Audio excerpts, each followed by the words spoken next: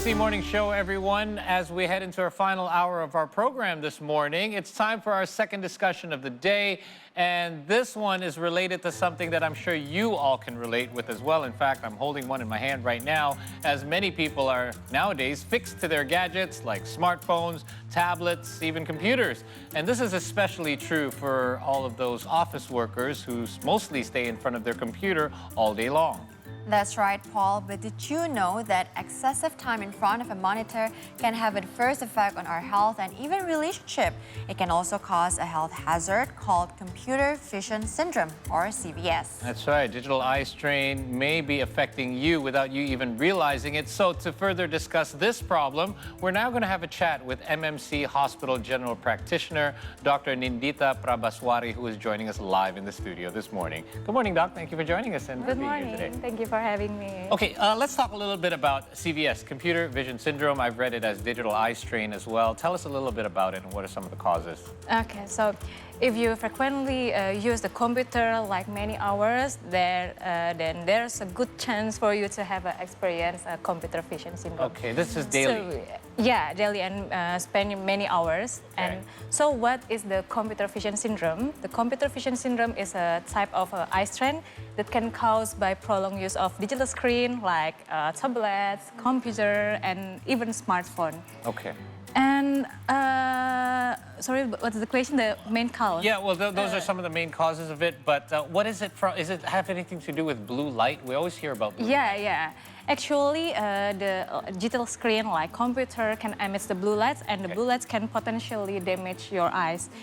And the symptoms that associated with the computer vision syndromes are like dry eye, and then blurry vision, double vision, and then like itchy or red eye, and even it can cause like neck pain or muscle spasm, and then shoulder pain and headaches as well, right? Yeah. Are one group of people more prone to get a CVS because sometimes we spend the same amount of time with others, you know, in front of the computer, but maybe some are more prone to it and the others are not? Like, is there any, you know, guidelines on what kind of person that are more sensitive to getting CVS? Okay, so unfortunately, the computer vision syndrome can affect all of age group, like from children, adults, and even the elderly.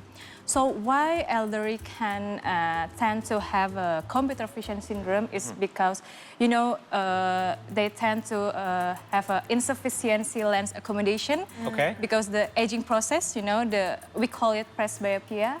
The presbyopia is a condition when your lens is hardening and your lens become less flexible, so it cannot accommodate well. And why children can also experience the computer vision syndrome is because, you know, nowadays the children can operate like a computer by themselves, without the assistant, and then they spend many hours to watching YouTube, and then you notice that they're rubbing their eyes. It shows that their eyes might be dry, and you know that is one of the symptoms of computer vision syndrome. Yeah, that's very tricky, especially when it comes to children. It's especially concerning because as an adult, me recently, I've had my eyes checked, and then because I realized there's certain things that don't look as clear as they should, but children may not realize that because they don't know how to decipher what's actual clear vision and what's not. So what about things like blue light glasses or lenses? Do they really help? Okay, so I've heard about the anti-blue light glasses, but some experts still unsure about that, whether they do that much good. But you can try to use it because many people feel the benefit of the anti-blue light glasses.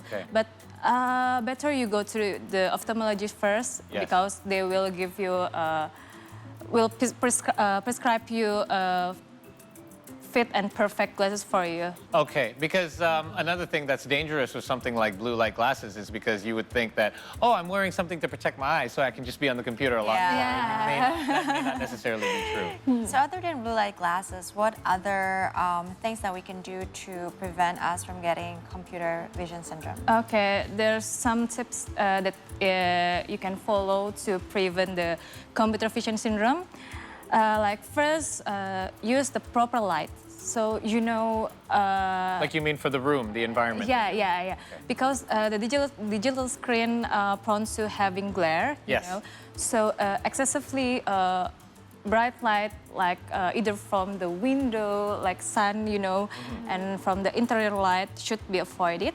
Oh, and okay. yeah, you can cut down some unnecessary light by having like a curtain on window, or maybe you just using the lower intensity light that provide a soothing light.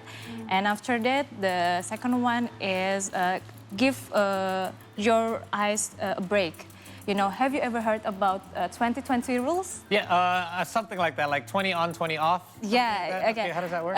So the 20-20-20 rules means that every 20 minutes Yeah. you look away from your computer and then focus on something like 20, 20 meters away or 20 feet away. Yeah, away for you. And, Right. And at least you can do that for 20 seconds. Okay. Or better still, you can maybe every 1 hour get up and then you walk away from your computer and maybe talk to your friends, do stretching. Okay. I don't know if my boss would like that. I have to get up my eyes. I gotta make sure my Aside eyes. from, you know, for your eyes, it's also good for your mental as well, right? To Yes, just that's clear the true. mind. And also it's aligned with the Pomodoro technique, right? Yeah. I'm curious, is this CVS permanent? Actually, many eye symptoms experienced by computer user are temporary, Okay. and it will get better after stopping the digital use. But unfortunately, in some case, they may experience continue eye symptoms or worsening the eye Really? problem.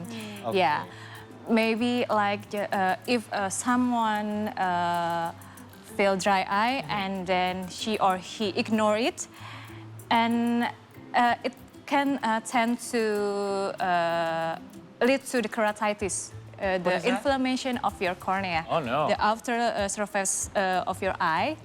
And if the keratitis is left untreated, it can cause like open sores on your cornea, On the eye? and then scarring, inflammation, and even decrease your vision like temporary or permanently. Wow, okay, so yeah, it can lead to some scary stuff. So again, it's not just computers that we're constantly looking at. What about televisions? Because smart TVs are getting bigger and bigger all the time. That's true. Does that also add to the impact? Of course. Really? So all digital light blue source. Yes.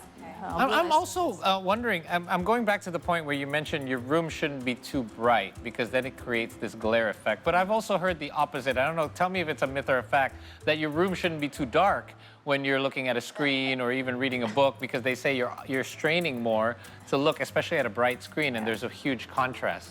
Is there a limit on the other end as well, like your room shouldn't be too dark as well? Maybe we can control it, just balance, but not too bright or not too dim. Okay, so that part is true as well, right? Yeah. Because I have friends that complain all the time. They said, yeah, my eyes are bad because I'm always working at night. And they're Yeah, always yeah. like on their computer at night. And they say they feel the eye strain from that. Or people that just look at their phones before they go to sleep because the blue light is Yeah. more... And also, I heard actually this like bathing in the light is actually also bad for your body, not only your eyes. Is it true, Doc? Sorry, what? Like bathing in the light, you know, getting the blue light and also the light from the interior, the lamp. It's also actually bad for your overall health. Yeah, Why yeah. is that, Doc?